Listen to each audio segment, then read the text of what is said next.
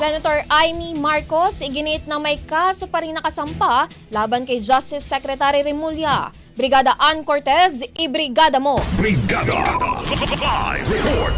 Iginit ni Senadora Amy Marcos na may kaso pa rin kinakaharap ngayon si Justice Secretary Crispin Remulla sa kabilangan na ginawang pagbasura ng ombudsman sa kanyang kasong inihain. Depensa niya may kaso pa ito bilang on-time niyang inihain ang kanyang motion for reconsideration. Kasunod nga nito kung sakali raw na mag-issue ng clearance ang ombudsman. Ibig sabihin lang daw nito ay kasabwat din ito ng panlilinlang. Maaalala maliban nga kay Remulla, naghain din ng kaso ang senadora laban kina dating PNP Chief General Romel Marbil at maging kay dating PNP Chief General Nicolas Torre III at maging nga kay Interior Secretary John Vic Remulla.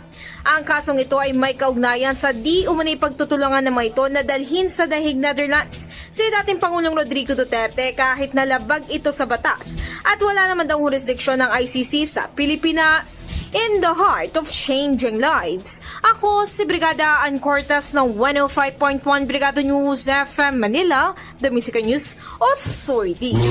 Ang bahaging ito ay hatid sa atin ng Fast Relax. Tanggal ang sakit, ora mismo.